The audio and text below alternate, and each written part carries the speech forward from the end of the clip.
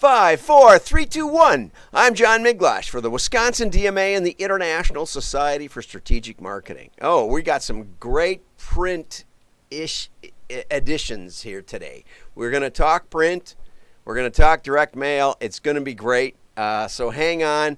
But we want to show you the John Lewis commercial because every year John Lewis has wonderful little commercials, and we probably should fast forward it, but we're going to just play it as is. So let's get over here to the John Lewis, and you can see it here first. His ball is stuck up in the tree, and I don't think there's any dialogue. The pigeon's looking at the soccer ball, and along comes a friend, young lady, and she figures out a way to use her umbrella to pop the ball out of the tree. I choose the kindness, and if you gave some to me. And then the boy makes a balloon all in a heart and helps the snowman.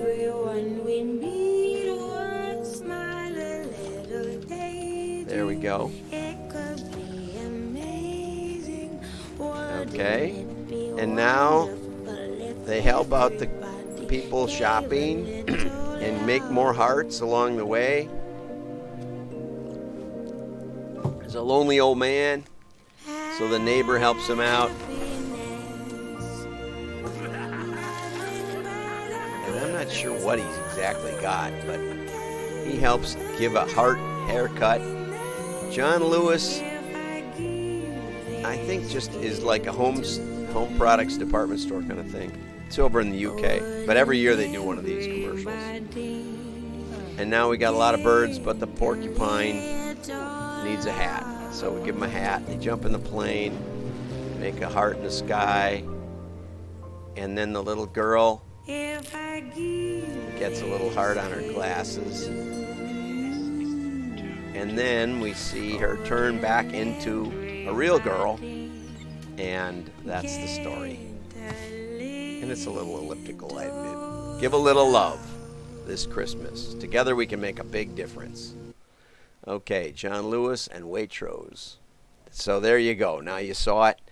And, you know, one of the things I like about European commercials is they just, they like to tell a story and they take a little more time getting there. So now let's get over to the print. Oh, this is so great. There were some other stories, but I ignored them. This is the best one. Marketers serving marketers. Baseman Group. And if you know anybody at the Baseman Group, I'm going to reach out to them. I'm going to see if we can do an interview about what they're exactly doing a little more. But Patrick Henry, great name, says, "What a year. No one in the industry could have foretold it. Now we're all doing our best to come to the end of it in safety." Right. Unprecedented. And I talked yesterday about how difficult it is for the IT people to understand the marketing people because we're always trying to predict the future. So how can a print company, third generation, been around for a long time, how can they help predict the future? That's the question for today. Well, this Baseman Group has been forced to improvise, okay? They have a thing called, well, first let's talk a little bit more about themselves. Printers. What do you call a printing company? Call a printer, graphic communications expert, marketing service providers.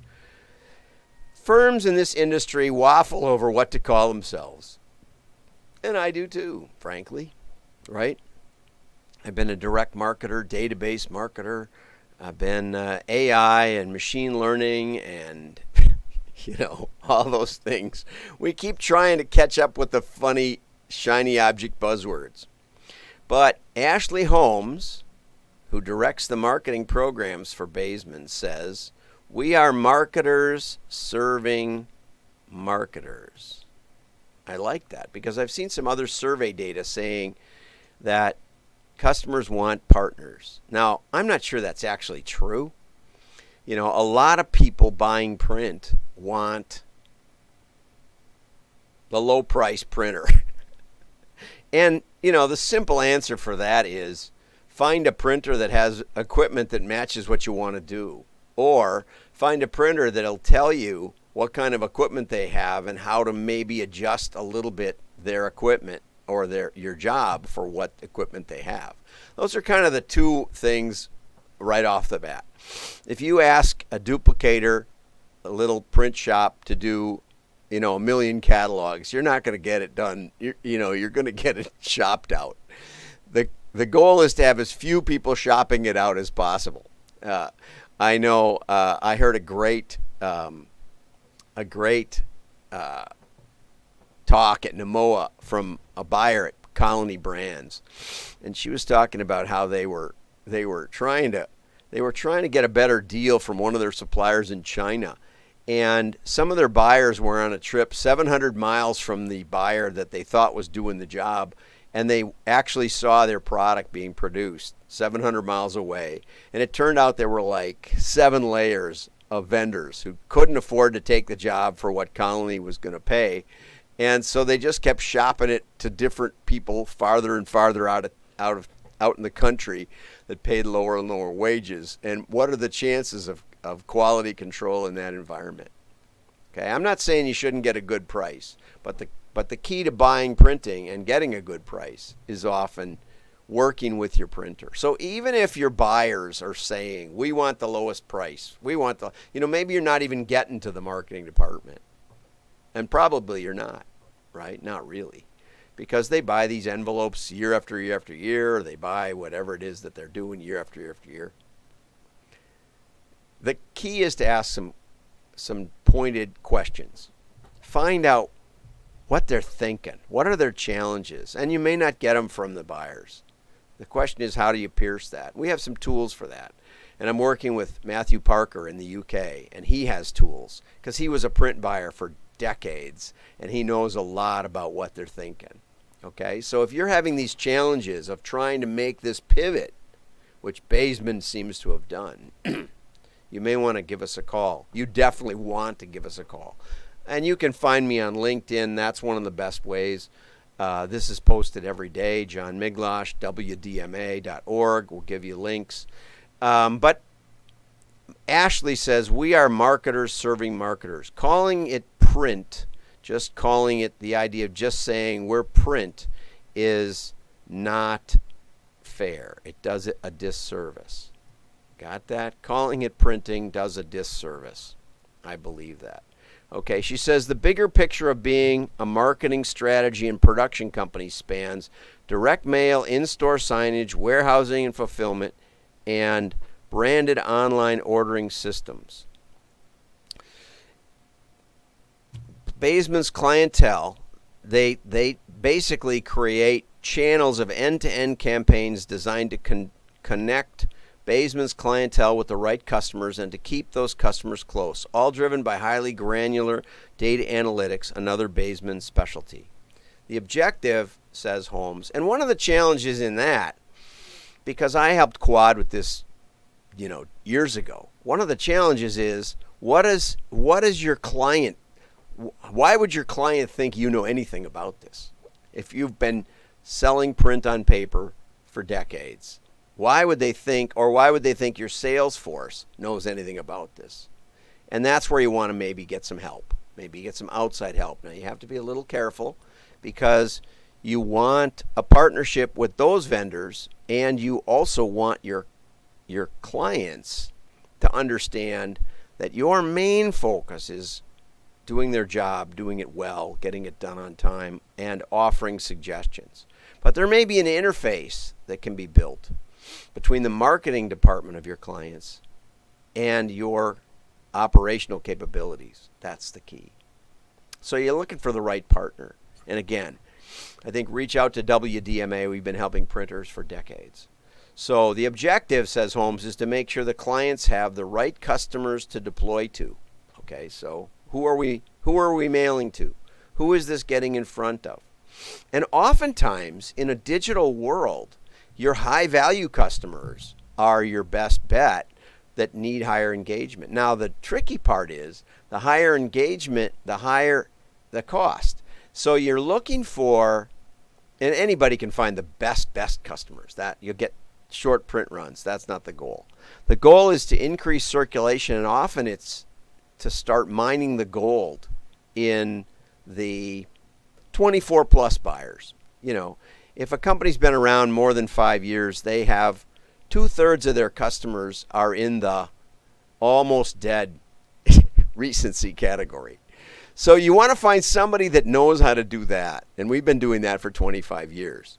Because just to cherry pick the top, that will work and it will make money and it's a nice place to start. But the client could do that on their own. There's no magic there. And anybody else can do it too. As John Worth, my mentor, said, if there's lumps in the soup, any spoon can find them. Okay? And frankly, some companies don't have a business plan that lends itself to higher engagement, higher cost.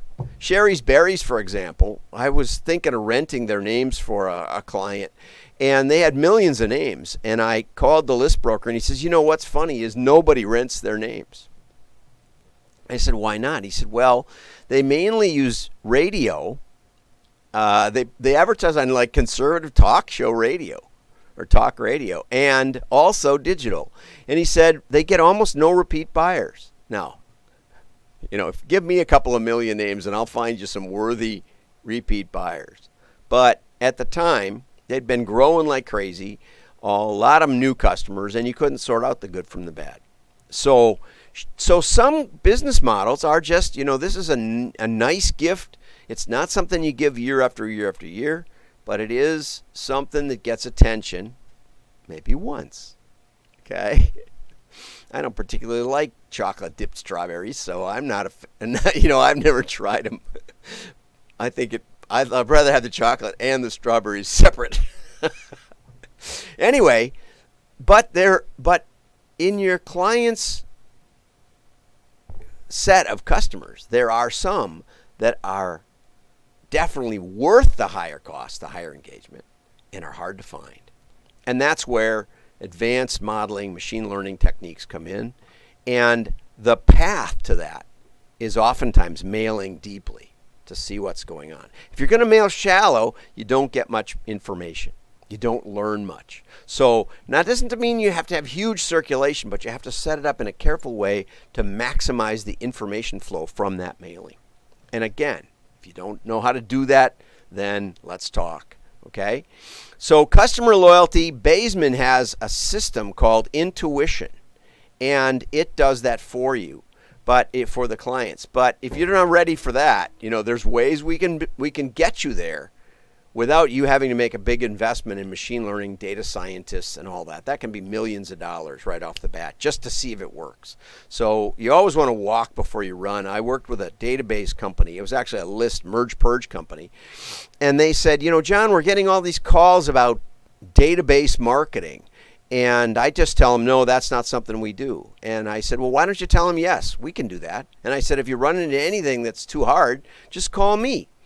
And he said, oh, that's a great idea. Thanks, I'll do that. And he's a good guy, Jim Calhoun. Anyway, so Jim started saying yes to customers who said, we want database marketing, And I called him 6 months later. I said, Jim, what happened with that? I never had any calls from you. Oh, yeah, it's been great. We're growing like crazy. I said, really, what happened? He said, well, I'd say yes, and the clients would say, oh, great. We've got our mailing list on our ERP system, and we'd like to get regular counts, and we'd like to pull names from it, and we'd like to make sure, who's a new customer and who's an old. And he said, oh, yeah, we can do that. And he said, we could do all of it. We can do everything they asked for. They didn't want machine learning. They just wanted some place to house their names that was more flexible than their ERP system, because it was driving their IT department nuts, always coming up with different segments and counts and selects. I said, yeah, there you go. So I never made a dime on that, but, we got them started. And if you're a printer, we can get you started too. And maybe it's that easy, because a lot of printers I know have list hygiene. Okay, so anyway, let's get over here. Okay, so what they note is that this has broadened their CRM and loyalty services to help brands. They have retail, healthcare, financial, insurance business, restaurants, and franchisees. And I'm sure they could apply that to more clientele. But you notice there's no catalog companies in that list. Direct mail, now accounting for 50% of the company's business, is expected to remain its fastest growing application. They're also doing inventory, but basically, Holmes says its innovative and supportive atmosphere is all about empowering people to do more than they ever thought they can do. Okay? If you want a roadmap and tracks to run on to get to this kind of perspective as a printer, you think of yourself as a printer, but you really, really want to offer more marketing services, let's talk. Not only can we do a little, and we can do a lot of things, but talk to your clients and help your salespeople talk to their clients. But we can also find vendors that do a lot of these pieces and just help you get going. Join the WDMA, WDMA.org. There's a Join Us button where you can pay by credit card. If you don't want to pay by credit card, give me a call and we will, or write me at john@wdma.org and we'll send you an invoice. And you can send us a check. And have a great day.